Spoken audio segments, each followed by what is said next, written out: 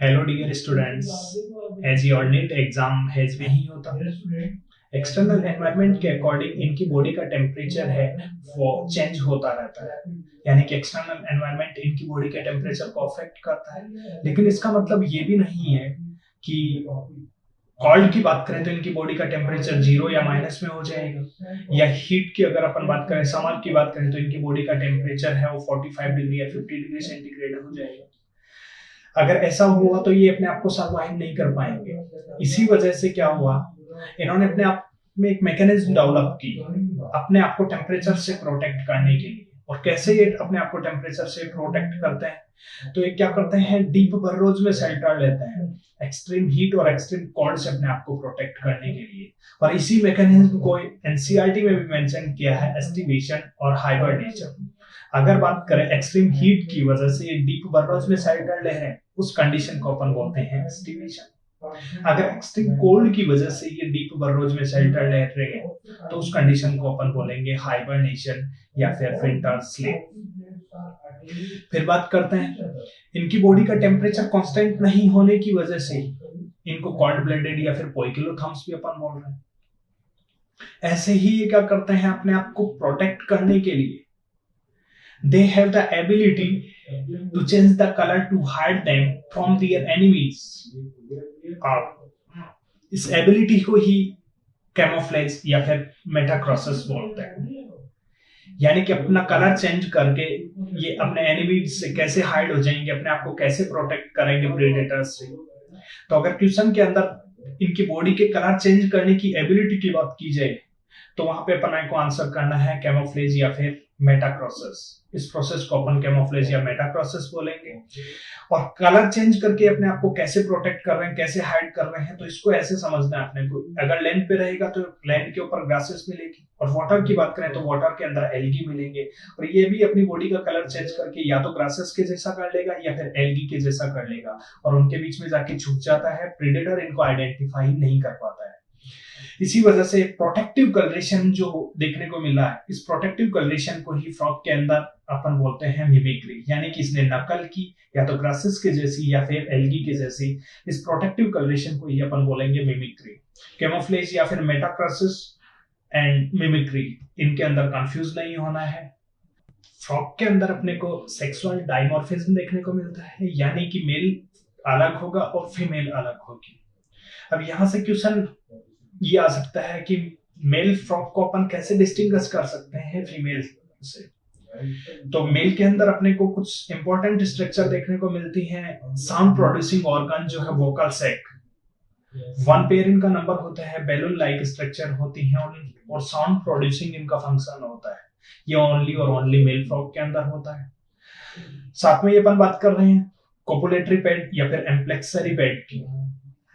ये क्या होता है, फ्रॉग की जो फोरलिम्ब होते हैं, मेल फ्रॉग की बात कर रहे हैं, इसके फोरलिम्ब्स के अंदर जो फर्स्ट डिजिट होती है, थंब जो होता है, वो तो एब्सेंट होता है। यानी कि पोलेक्स एब्सेंट होता है। फोरलिम्ब्स के थंब को ही पोलेक्स बोलते हैं। पोलेक्स तो एब्सेंट होता है, और पोलेक्स के एब्सेंट होने की वजह से ही उस पोलेक्स रीजन के अंदर एक स्पेसिफिक स्ट्रक्चर, मस्कुलर स्ट्रक्चर होती है, पैड लाइक स्ट्रक्चर होती है, वो डेवलप हो जाती है। और उस पैड लाइक स्ट्रक्चर को ही अपन बोलते हैं कोपुलेटरी पैड या फिर एम्प्लेक्सरी पैड। और ये कोपुलेटरी पैड या एम्प्लेक्सरी पैड जो है, ये स्ट्रक्चर ओनली और ओनली अपने को मेल फ्रॉग के अंदर ही देखने को मिलेगी। यानी कि वोकल सैक और कोपुलेटरी पैड जो है, दोनों ही स्ट्रक्चर केवल मेल फ्रॉग के अंदर देखने को मिलेंगी। ये स्ट्रक्चर फीमेल के अंदर एब्सेंट होती है। इन दोनों ही स्ट्रक्चर से अपन मेल फ्रॉग को डिस्टिंग्विश कर सकते हैं फीमेल फ्रॉग से। फिर अपन बात करते हैं रेस्पिरेटरी सिस्टम की। रेस्पिरेटरी सिस्टम की बात करते हैं तो फ्रॉग के अंदर स्किन के थ्रू भी रेस्पिरेशन होता है। वाटर की अंदर अगर अपन बात करें तो फ्रॉग के अंदर रेस्पिरेशन स्किन के थ्रू होगा, और ऐसे रेस्पिरेशन को क्यूटेनियस रेस्पिरेशन बोलते हैं। दूसरी तरफ बात करते हैं लैंड के ऊपर, तो लैंड के ऊपर फ्रॉग के अंदर रेस्पिरेशन बक्कल कैविटी के थ्रू भी होगा, स्किन के थ्रू भी होता है, और लंग्स के थ्रू भी होगा। लंग्स के लिए अपन टर्म यूज में लेते हैं पल्मोनर रेस्पिरेशन। और पल्मोनर रेस्पिरेशन जो है वो फ्रॉग के अंदर नॉर्मल कंडीशन में सबसे ज्यादा देखने को मिलता है। सबसे कम रेस्पिरेशन बक्कल कैविटी के थ्रू देखने को मिलेगा। ये तो नॉर्मल कंडीशन की बात है। अगर क्वेश्चन के अंदर पर्टिकुलर कंडीशन दे देता है। क्वेश्चन अगर बात करता है कि कोई फ्रॉग एस्टिवेशन या फिर हाइबरनेशन की कंडीशन में है, तो उस कंडीशन में फ्रॉग में सबसे ज्यादा रेस्पिरेशन कौन सा होगा, तो वहां आंसर चेंज हो जाएगा। एस्टिवेशन या हाइबरनेशन की कंडीशन में फ्रॉग के अंदर मैक्सिमम जो रेस्पिरेशन देखने को मिलेगा वो स्किन के थ्रू होगा, यानी कि क्यूटेनियस रेस्पिरेशन होगा। सर्कुलेटरी सिस्टम की अगर अपन बात करते हैं तो फ्रॉग के अंदर सर्कुलेशन क्लोज टाइप का होता है और इनकम्प्लीट डबल सर्कुलेशन होता है। इनकम्प्लीट डबल सर्कुलेशन होता है, ध्यान में रखने वाली बात है। एनसीईआरटी के अंदर जो समरी वाला पार्ट है इस टॉपिक का, वहां पे ही इनकम्प्लीट की जगह सिंगल सर्कुलेशन बता रखा है, जो कि करेक्ट। फ्रॉग के अंदर इनकम्प्लीट डबल सर्कुलेशन होता है। इसी एनसीईआरटी का जो अपना सर्कुलेटरी सिस्टम वाला जो टॉपिक है, वहां पे करेक्ट यही बात लिखी हुई है कि एम्फीबियंस के अंदर इनकम्प्लीट डबल सर्कुलेशन अपने को देखने को मिलता है, और फ्रॉग जो है वो भी एम्फीबियंस है, इसके अंदर भी इनकम्प्लीट डबल सर्कुलेशन होता है। इस फ्रॉग के हार्ट के अंदर 3 चैम्बर देखने को मिलेंगे, 2 एट्रिया और 1 वेंट्रिकल। वेंट्रिकल एक होने की वजह से ही जैसे ही राइट ऑरिकल और लेफ्ट ऑरिकल दोनों से ही ब्लड जैसे ही वेंट्रिकल के अंदर आएगा, वेंट्रिकल के अंदर आने के बाद में मिक्सअप हो जाता है, और मिक्सअप होने की वजह से ही अपन बोलते हैं कि इसके अंदर इनकम्प्लीट डबल सर्कुलेशन होता है। फिर बात करते हैं triangular structure called sinus venosus joins the right atrium. ये लाइन मेंशन की हुई है, इंपॉर्टेंट स्ट्रक्चर होती है साइनस वेनोसस फ्रॉग के हार्ट के अंदर। ये साइनस वेनोसस जो स्ट्रक्चर होती है, यही कंप्लीट बॉडी से ब्लड को रिसीव करने का काम करती है। बॉडी का जो एंटीरियर पार्ट होता है आगे वाला, उससे ब्लड रिसीव करती है जो वेसल्स, उनको अपन प्रीकेवल बोलते हैं, और बॉडी के जो पोस्टीरियर पार्ट से ब्लड को जो कलेक्ट करके साइनस वेनोसस में डालती हैं, उसको अपन पोस्टकेवल बोलती हैं। और ये प्रीकेवल और पोस्टकेवल जो है ब्लड को कलेक्ट करके साइनस वेनोसस में डालेंगी। अब इस वेंट्रिकल से एक जो बड़ी डक्ट लाइक जो ओपनिंग अराइज हो रही है, उसी को अपन कॉनस आर्टेरियोसस या फिर ट्रंकस आर्टेरियोसस बोल रहे हैं। एनसीईआरटी ने भी मेंशन किया था ventricles open into a sac like conus arteriosus on the ventral side of the heart. Actual में ये जो कॉनस आर्टेरियोसस या ट्रंकस आर्टेरियोसस स्ट्रक्चर है, ये हार्ट के वेंट्रल सरफेस पे होती है, जबकि साइनस वेनोसस जो है वो हार्ट की जो डोर्सल सरफेस होती है उसके ऊपर प्रेजेंट होती है। साथ में ही साइनस वेनोसस जो है ये फ्रॉग के हार्ट के अंदर इंपल्स जनरेट करने का काम भी करती है, इसी वजह से इसको पेसमेकर ऑफ हार्ट भी बोलते हैं। पोर्टल सिस्टम की अपन बात करते हैं तो पोर्टल सिस्टम के लिए एनसीईआरटी ने मेंशन किया है special venous connection between liver and intestine as well as the kidney and lower parts of the body are present in frog. Special venous connection कैसा? नॉर्मल कंडीशन में अपने को पता है हार्ट ब्लड पंप करता है किसी भी ऑर्गन को, और वो ऑर्गन वापस डीऑक्सीजनेटेड होने के बाद में ब्लड को लौटा देता है हार्ट को। सेम ये कनेक्शन होता है नॉर्मल कंडीशन के अंदर, लेकिन अपन बोल रहे हैं special venous connection. Special venous connection में यहाँ पे मेंशन किया हुआ है, देखो नॉर्मली हार्ट ने ब्लड पंप किया इंटेस्टाइन को, और इंटेस्टाइन को ब्लड पंप करने के बाद में ये इंटेस्टाइन जो है ब्लड वापस हार्ट को डायरेक्ट नहीं दे रही है, पहले वेन एक स्पेशल वेन के थ्रू ये लीवर के पास ब्लड जाएगा, और लीवर के पास ब्लड जाने के बाद में ये लीवर इस ब्लड को लौटाएगा हार्ट को। यानी कि इंटेस्टाइन और लीवर के बीच में स्पेशल वेनस कनेक्शन देखने को मिल रहा है। इसी को अपन क्या बोलते हैं? पोर्टल सिस्टम बोलते हैं, पोर्टल सर्कुलेशन बोलते हैं। अब चूंकि यहाँ पे लीवर पार्टिसिपेट कर रहा है, लीवर के लिए टर्म यूज में लेते हैं हिपेटिक, इसी वजह से ऐसे सर्कुलेशन को अपन नाम दे देते हैं हिपेटिक पोर्टल सिस्टम या हिपेटिक पोर्टल सर्कुलेशन। दूसरा तरफ फ्रॉग के अंदर अपने को ये भी देखने को मिलता है कि इसके बॉडी का जो लोअर ऑर्गन होते हैं, लोअर पार्ट की जो भी ऑर्गन होंगे, उनको ब्लड सप्लाई करने के बाद में वो डायरेक्ट उस ब्लड को हार्ट को नहीं लौटाते, पहले वो ब्लड जो है रिसीव करती है किडनी, और किडनी ब्लड रिसीव करने के बाद में किडनी इस ब्लड को लौटाती है हार्ट को। और यहाँ पे किडनी जो है वो पार्टिसिपेट कर रही है, किडनी के लिए टर्म अपन यूज में लेते हैं रीनल, और ऐसे पोर्टल सर्कुलेशन को अपन नाम दे देते हैं रीनल पोर्टल सर्कुलेशन। ये मैमल्स के अंदर नहीं होता, यानी कि अपने अंदर नहीं होता, लेकिन फ्रॉग के अंदर, एम्फीबियंस के अंदर अपने को रीनल पोर्टल सर्कुलेशन भी देखने को मिलता है।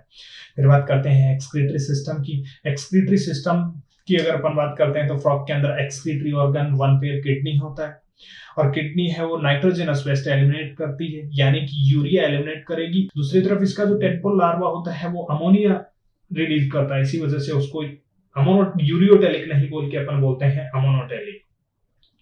फिर बात करते हैं नर्वस सिस्टम की, और फ्रॉग का जो नर्वस सिस्टम होता है वो वेल डेवलप होता है, और कंप्लीट नर्वस सिस्टम को 3 पार्ट में डिवाइड करते हैं।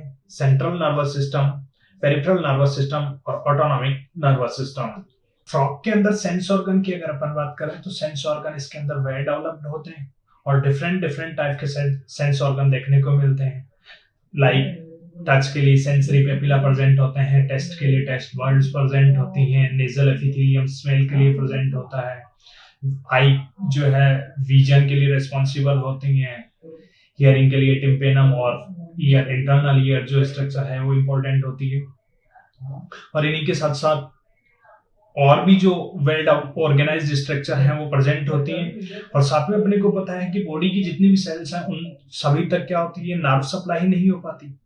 इसीलिए जिन सेल्स तक नर्व सप्लाई नहीं होती वहां पे केमिकल मैसेंजर के थ्रू सेल्स के साथ कनेक्टिविटी रहती है।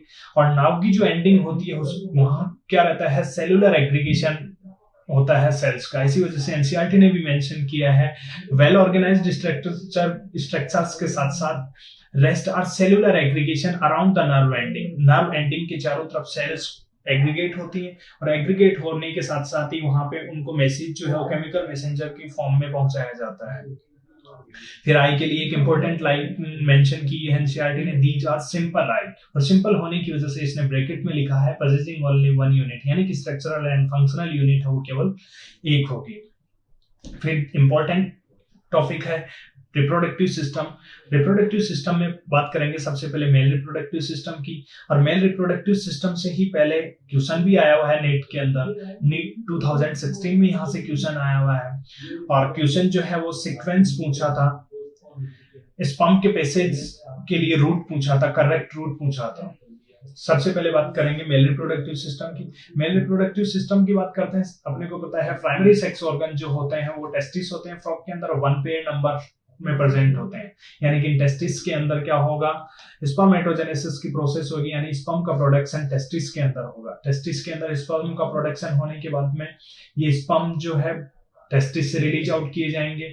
10 to 12 जो फाइन ट्यूब्यूल्स जिनके द्वारा स्पर्म को रिलीज आउट किया जाता है टेस्टिस से, उनको अपन वासा एफ्रेंशिया बोलते हैं। और ये वासा एफ्रेंशिया देखो जाके मर्ज होती हैं किडनी के अंदर, और किडनी के अंदर भी मर्ज होने के बाद में किडनी के अंदर एक कैनाल लाइक स्ट्रक्चर अपने को देखने को मिलती है जिसको अपन बोल रहे हैं विडर्स कैनाल। यानी कि वासा एफ्रेंशिया से स्पर्म मूव करते हुए विडर्स कैनाल में जाएंगे, और यही विडर्स कैनाल जैसे ही किडनी को एग्जिट करती है फिर से डायलेटेड स्ट्रक्चर बनाती है जिसको अपन बोलते हैं सेमाइनल वेसाइकल। और सेमाइनल वेसाइकल के जस्ट बाद वाला जो आगे सिंपल डक्ट वाली जो स्ट्रक्चर है उसको अपन बोल रहे हैं यूरिनोजेनाइटल डक्ट। यूरिनोजेनाइटल डक्ट इसलिए बोल रहे हैं क्योंकि इसी डक्ट से यूरिन भी एलिमिनेट होता है और इसी से स्पर्म भी एलिमिनेट होंगे, इसी वजह से इसको कंबाइंड नाम दिए हैं यूरिनोजेनाइटल डक्ट। फाइनली ये यूरिनोजेनाइटल डक्ट है जाके ओपन होती हैं यूरिनरी ब्लैडर के अंदर, और यूरिनरी ब्लैडर है वो ओपन होगा क्लोएका के अंदर, और क्लोएका फाइनली क्लोइकल एपर्चर के थ्रू बॉडी से बाहर रिलीज आउट कर दिया जाता है।